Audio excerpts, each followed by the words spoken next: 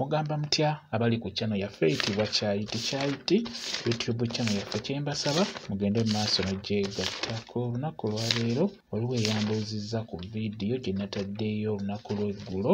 Wambuuzizza kwako ke bayita akajanjaalo k'abakyala. Wambuuzizza nti akantu ako ki ekikaleetera okubeera nga kadda munda oba nga kakendeera, bingi ebikaleetera okubeera nga kakendeera oba nga kadda munda.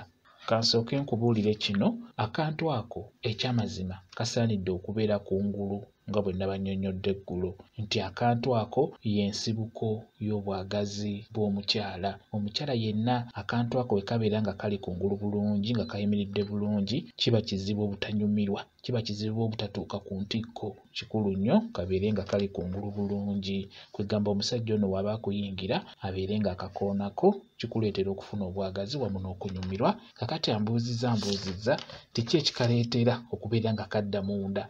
Ekisookera ddala, empale ze mwambala abakyala zireetera akantu ako okubeera nga kajja kudda munda. Empale ezo ze mwambala kikulu nnyo oyambale empale ng'ejja kugikwata yonna lumu, so si kubeera ng'eyitamu buyisi, buli weeyitamu ebeera enyiga akantu ako. Wekanyigira ebbanga eddene kiba kyangu okubeera nga kajja kudda munda. N'olwekyo funa empale ng'empale ejja gikwata yonna, ng'obukyala bwo bajja bukwata lumu. Empale ezo zikaleetera ddala okubeera nga kadda munda. Ekirala ekikula, nga bwe nabagambye nti abakyala, buli mukyala alina enkula eyiye. N'olwekyo osanga omukyala alina obukyala nga bwakula mu nkula ey'enjawulo, ekweka akantu ako nakyo kibeerawo bulungi nnyo. Ekintu ekirala, okwemazisa nakwo kubi nnyo kwe kukyasinze. Jjukira obeera weemazisa kennyini k'obeera onyigiriza, k'obeera okwatako, k'obeera onyigiriza buli kaseera. Kati bw'okikolera ebbanga eddene kiba kyangu akantu ako okubeera ng'okazza munda. N'ekirala, okagubya n'okamalako ennyonyoogeze. Ky'oba olaba nga kituuka ekiseera naddala gwakozesa enkola ey'okwemazisa, kituuka ekiseera omubiri gwo ne guguba,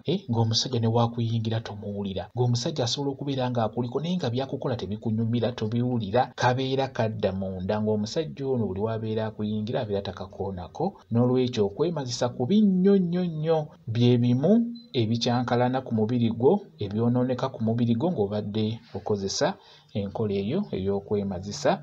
Okwemazisa nakwo kubi nnyo, kwonoona akantu ako. Kakati bwe kabeera kagenda munda, nakunnyonnyodde ne nkubulira n'eddagala erisobola okubeera nga likakomyawo. Vidiyo gy'eri eri wansi w'eno. Ki ky'olina okukola? Ky'olina okukola, fuba okulaba ng'oteekako be bayita abalongo.